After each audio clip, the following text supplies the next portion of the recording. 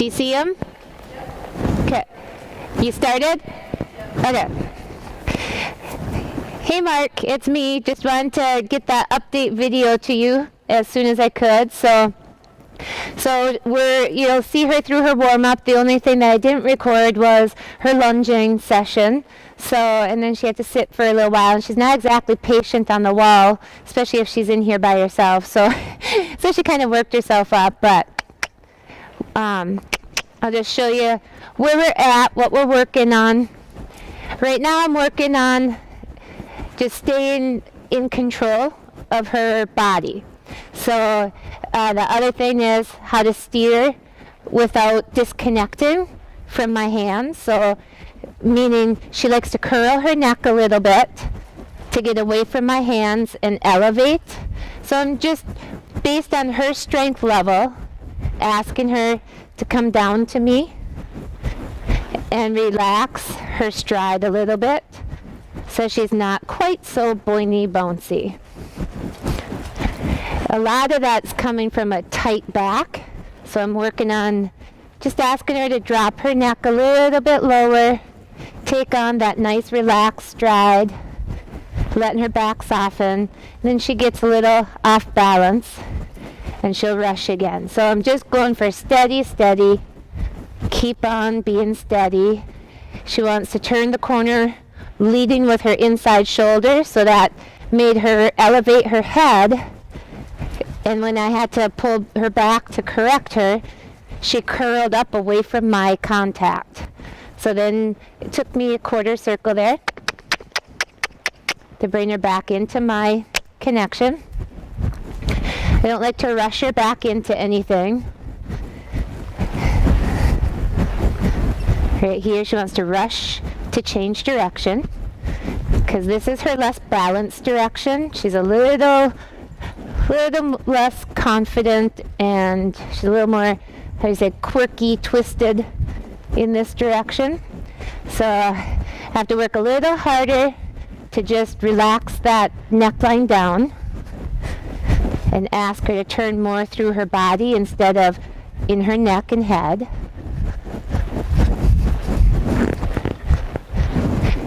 So she's learning to bring that, the shoulders and butt back together a little bit more.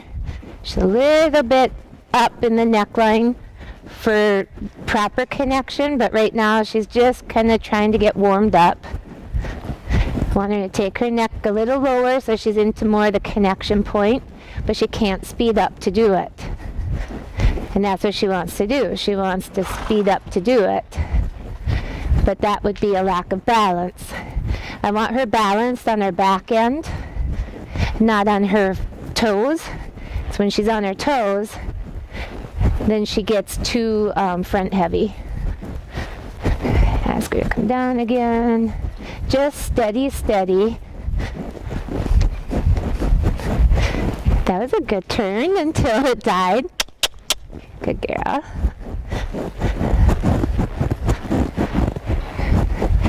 I want the neck to not be a part of the active balance. It'd be like the active ingredients and inactive ingredients in a bottle with vitamins, you know? So for her, they need their head and neck. It needs to be a part of the equation, but it shouldn't be the active part of the equation. It should just be kind of the inactive part. When it becomes the active part of the equation, she's using too much of her neck and front end for balance. And she needs to, when I take that out of the equation, by shifting her weight to her back end into her heels, then all of a sudden her neck becomes an inactive part of her balance. It's a reflection of her balance instead of an active symptom. A symptom isn't necessarily a positive thing. Symptoms aren't fun to have. You know, that's like a cold has symptoms. So with her, when she gets off balance, it's like having a cold, and her head is the symptom. It's like the boogers that come with it. So that's what I'm working on doing, is trying to teach her not to be symptomatic. We're trying to cure her of symptoms or tattletales by keeping her body active and balancing itself. Here's a rush. She started to try to charge off with her shoulders. There we go, good girl. And her head got a little too active. Come around the corner. Stay connected to my rein. Good girl. Stay connected.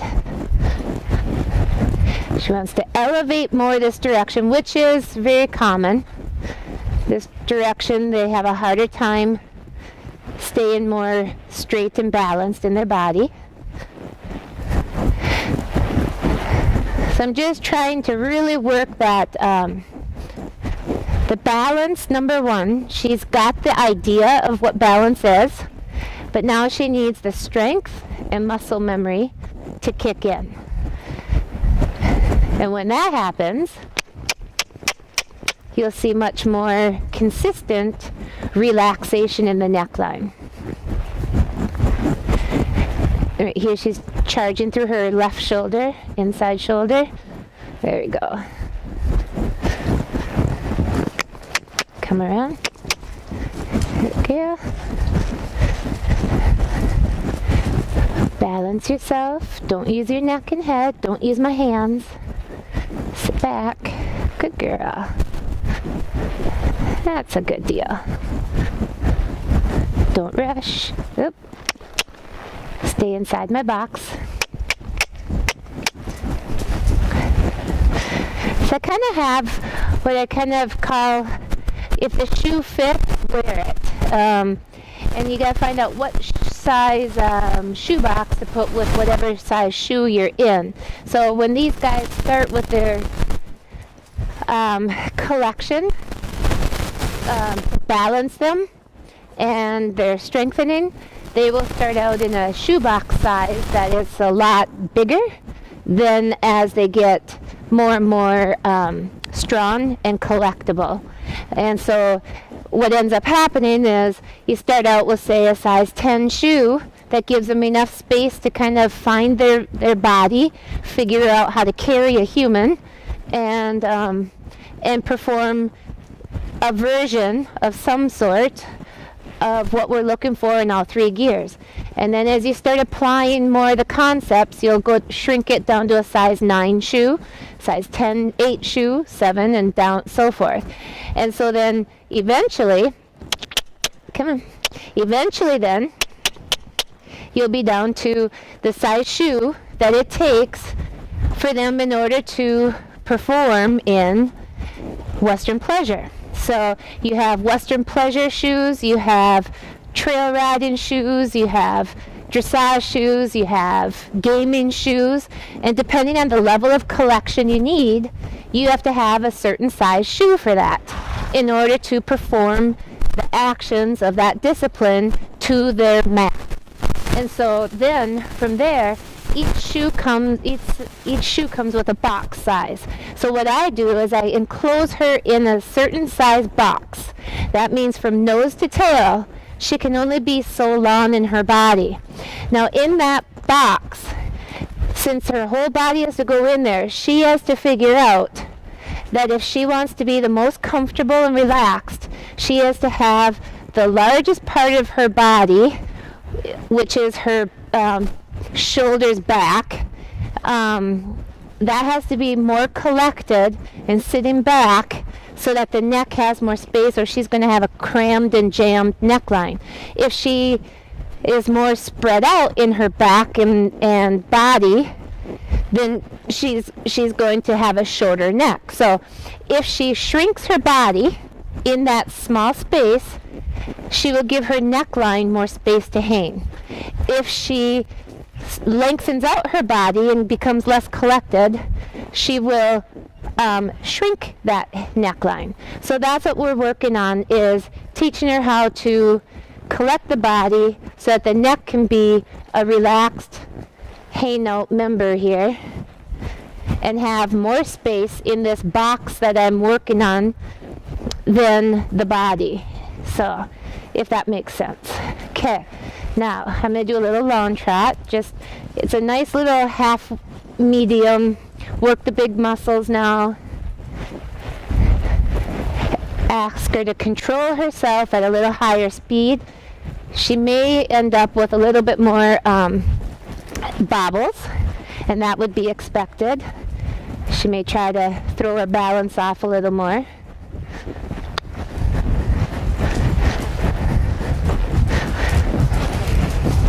But it's good for her to have control of her body and herself at multiple different speeds.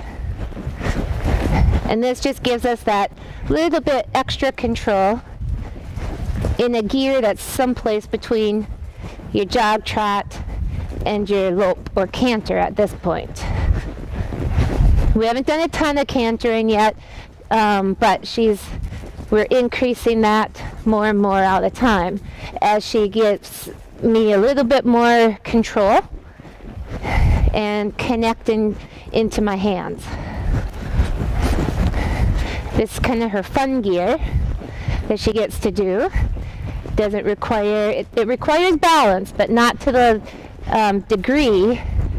It doesn't require as much collection per se as does the jog or the lope. So right here, she's just kind of elevating away from my hand a little bit, not staying with my hand. There you go. Stay connected to my reins. Don't brace. I want your head down, but not pulling. When you pull, you lock your back muscles. Follow my hands. Don't elevate to my hands or I lose connection. It's like if you fish or try to hook anything, if you do it too quick, you're going to lose the connection. I want this coming from behind, which is why I don't have her going in a big trot, because right now, to do that, she would unlock her back, drop it, and trot too big. She'd just pull with her front end. So it's just about control. That's all it is. Control yourself. Control yourself.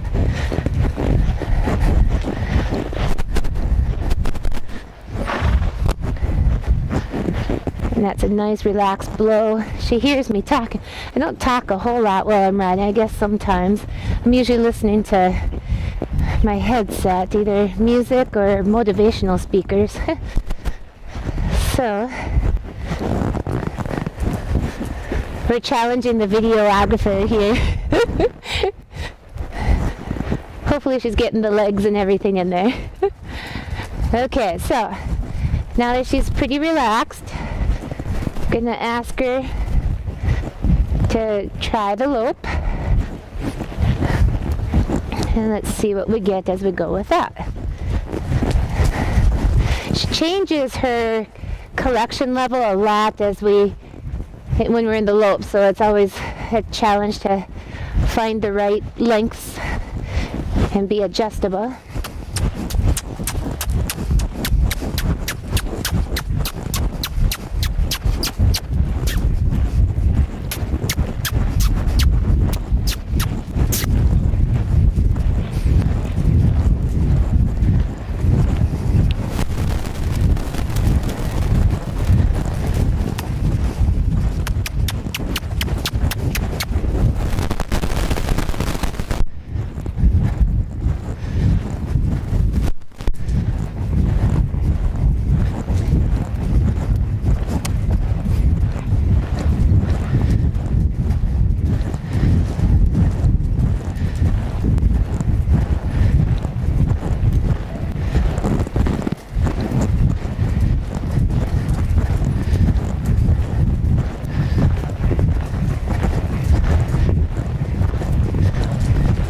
Easy. Woohoo! She's got like a rain or stop on her. Good girl. Okay, so that's all I'm looking for in the lope, which I didn't want to talk during it because that would have been a little difficult. I guess we're both kind of holding our breath in the lope yet, just because she looks for every excuse to kind of break down or go, huh? What'd you say? Did you say something? Yeah, I thought you did. Yeah. So I just, she still overthinks a little bit, so I just wanted to kind of let her do her thing. We just kind of connect into a mindset and just kind of try to stabilize it and stay consistent. Consistency is huge at this point so that she can just develop some good muscle memory habits in her body. Okay, so now we're going to do a little bit of the her creepy side. That's what I pretend she says it's her creepy side. So it's not that creepy, but just enough where we have to work a little harder at it.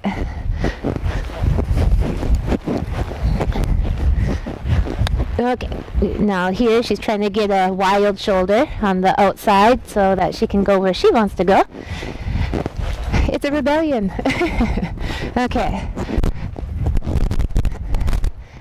I just gotta let her take her time with this side because this side's a little more difficult for her to control. And we'll take our time. Ready?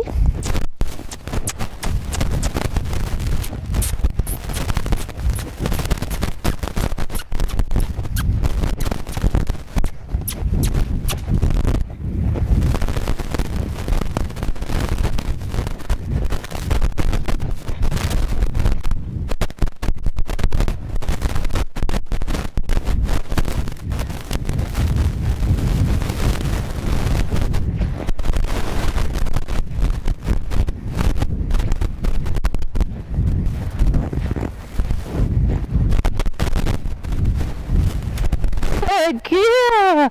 Hey, that was the least creepy. Yeah, she's really finding that. Okay. Go the other way again. Through your butt cheeks. There we go. Good girl. Grab it. Chat. No. Don't get shoulder crazy. Come on. Good girl. Chat. Connect to my hands. Don't go away from my hands. Thank you. Good girl. Okay. Stay with me. Don't get strong-willed. You stay with me. Good girl. All right. Here we go.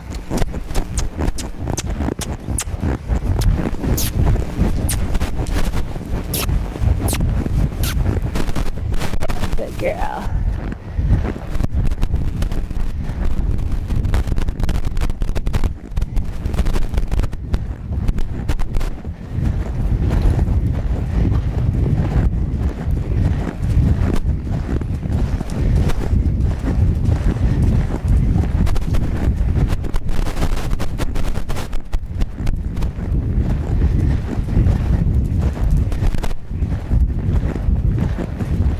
Good girl. Let's chat the other way. We'll go one more time into that lope and then we'll be done. It's a nice ride. I like to do short and sweet. Keep it good because every ride she tries harder and just gets better. Good girl. Good girl. Okay. One more this way. Whew. Shedding.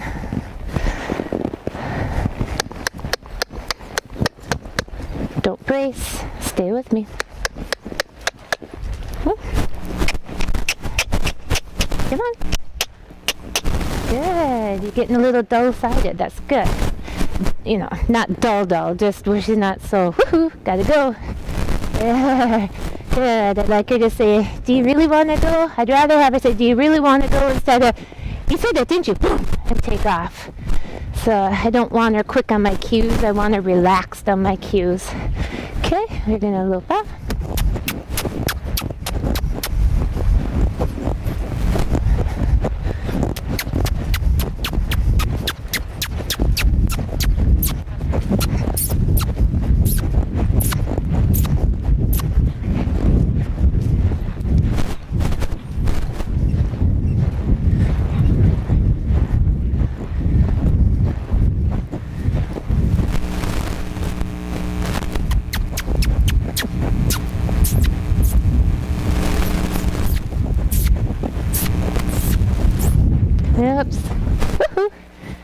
little misunderstanding there.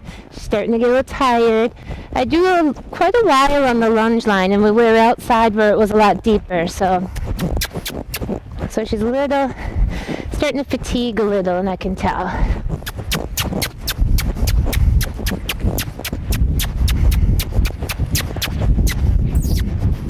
Good girl. Stay with my hands.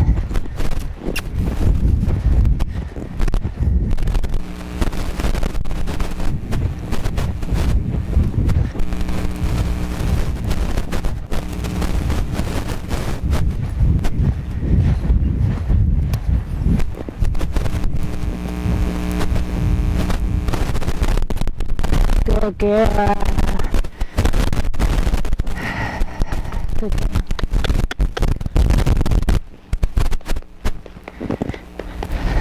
Good. So that is where she's at right now. She's really starting to come along. She's getting thoughtful and much less reactive. This is a much more pleasant ride to be indoors than outdoors. Outdoors, she's a little more distractible, but not terrible. She's pretty good out there, too. But, you know, you can have horses in the pasture right next to the fence line come running up, and that's a little interesting. So she wants to find out what they're doing, too. But otherwise, she's doing very well. I'm very, very happy with that. And she's settled in quite well. She has a run mate with her in her paddock, so she gets that socializing time as well. So anyhow, hope you enjoy, and we'll give you another update at some point here. Back up just a little bit. Good girl. Ooh, don't pull down. There we go. So anyhow, at least that's something that you can see for what she's doing. So she's doing well. I'd give her an A. Okay, we'll talk to you later. Bye-bye.